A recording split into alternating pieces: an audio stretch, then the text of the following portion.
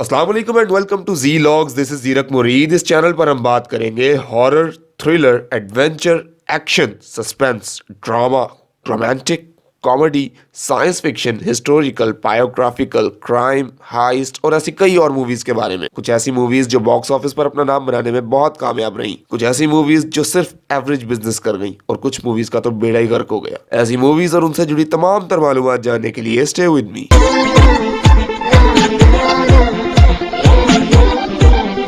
तो गाइस, क्या फीलिंग्स होगी आपकी अगर आप तीन दोस्त एक घर में चोरी करने की गर्ज से जाते हैं लेकिन बाहर निकलना मुश्किल ही नहीं, नामुमकिन हो जाता है। जी हाँ, आज हम बात करने जा रहे हैं एक ऐसी मूवी के बारे में जिसका नाम है डोंट ब्रीथ। डोंट ब्रीथ 2016 में रिलीज की गई अमेरिकन हॉरर थ्रिलर फिल्म है जिसकी डायरेक्शन दी है फेडे एल्वारेज ने। फेडे एल्वारेज इससे पहले as a director Evil Dead और the girl in the spider's web जैसी मूवीज दे चुके हैं। इस फिल्म के प्रोड्यूसर है फेडे एल्वारेज खुद, सैम रेमी और Robert Tapert. Sam Raimi as a director the Evil Dead और स्पाइडरमैन ट्रायलॉजी जैसी मूवीज दे चुके हैं। इस फिल्म को लिखा फेडे अल्वारेज ने खुद और इनका साथ दिया रोडो सायागेस ने। इस फिल्म को रिलीज किया गया 26 अगस्त 2016 को। इस फिल्म का टोटल रनिंग टाइम है 88 मिनट्स यानी कि 1 घंटा 28 मिनट। IMDb पे इस फिल्म को रेट किया गया 7.1 स्टार्स आउट ऑफ 10। इस फिल्म के बारे में कहा जाता है the best American horror film in 20 years. खैर, वो तो इसका बॉक्स ऑफिस देख के ही अंदाजा हो जाता है। इस फिल्म का बजट था $9 मिलियन जबकि इस फिल्म ने कमाए $157.1 मिलियन यानी कि सुपर डुपर हिट। चलते हैं इस फिल्म की कास्ट की तरफ। इस फिल्म की कास्ट में शामिल है जेन लेवी जो कि प्ले कर रही है रॉक्सेन यानी कि रॉकी का कैरेक्टर। जेन लेवी इससे पहले फेडे एल्वारेज की मूवी इविल डेड में लीड रोल प्ले कर चुकी है। दूसरे नंबर पे आते हैं स्टीफन लैंग जो कि प्ले कर रहे हैं नॉर्मन नॉर्डस्ट्रॉम यानी कि द ब्लाइंड मैन का कैरेक्टर। स्टीफन लैंग इससे पहले एवाटार जैसी ब्लॉकबस्टर मूवी में काम कर चुके हैं। उसके बाद बारी आती है डिलन मिनेटे की जो कि प्ले कर रहे हैं एलेक्स, और आखिर में डैनियल ज़ोवैटो जो प्ले कर रहे हैं मनी का कैरेक्टर। अवार्ड्स की तरफ जाएं तो फैंगोरिया चेंसा अवार्ड में रहे best supporting actor Stephen Lang और सेटन अवार्ड ने ठहराया डोंट ब्रीथ को बेस्ट हॉरर फिल्म ऑफ 2016। अब बारी आती है फिल्म के प्लॉट की। फिल्म शुरू होती है अमेरिका के शहर डिट्रॉइट से जहां रॉकी, एलेक्स और मनी तीन दोस्त लोगों के घरों में चोरियां करके अपना गुजर बसर करते हैं। रॉकी अपने माँ के तानों से तंग आकर अपनी छोटी बहन डिडी के साथ कैलिफोर्निया शिफ्ट हो जाना चाहती है। इसी दौरान मनी का एक मुखबर उसे खबर ला के देता है कि एक शख्स के घर में $3 लाख कैश की सूरत में मौजूद है।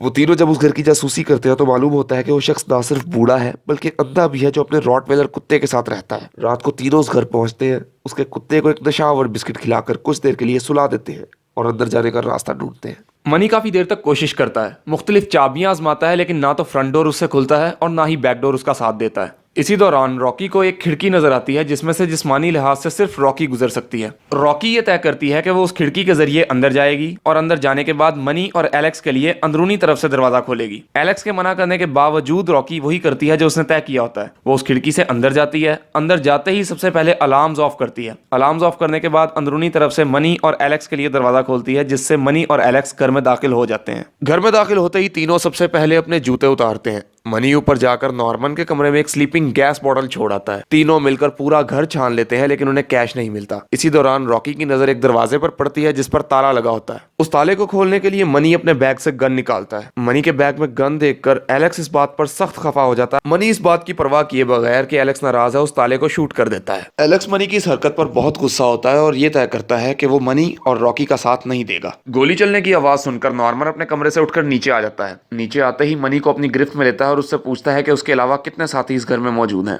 मनी उसे सिर्फ इतना बताता है कि वो अकेला इस घर में आया था और नॉर्मन से कहता है कि अगर नॉर्मन उसको छोड़ देगा तो वो चुपचाप इस घर से वापस चला जाएगा। लेकिन नॉर्मन एक ही सवाल दोहराता रहता है। मनी भी उसको एक ही जवाब दिए जाता है कि वो अकेला इस घर में आया था। नॉर्मन आखिरकार मनी की बात पर यकीन कर लेता है और मनी की गन से उसको शूट कर देता है। ये मंजर देख रॉकी करीब एक क्लोजेट में जाकर छुप जाती है। गोली चलने की आवाज सुनकर एलेक्स भी बाहर से वापस घर के अंदर आ जाता है। अंदर आते ही एलेक्स नॉर्मन को अपने सामने खड़ा पाता है और करीब एक टॉयलेट में छुप जाता है। नॉर्मन घर से बाहर जाने के तमाम रास्ते बंद कर देता है। इस दौरान नॉर्मन उसी क्लोजेट में जहां रॉकी छुपी हुई है जाता है और जाकर दीवार में बनी एक खुफिया तिजोरी खोलकर यकीनी बनाता है कि वो $3 लाख मौजूद हैं। रॉकी उस क्लोजेट में छुपी ये सारा माजरा देख लेती है, यहाँ तक कि उस तिजोरी का पिन कोड भी। रॉकी एलेक्स को टेक्स्ट करती है कि वो भी क्लोजेट में आ जाए।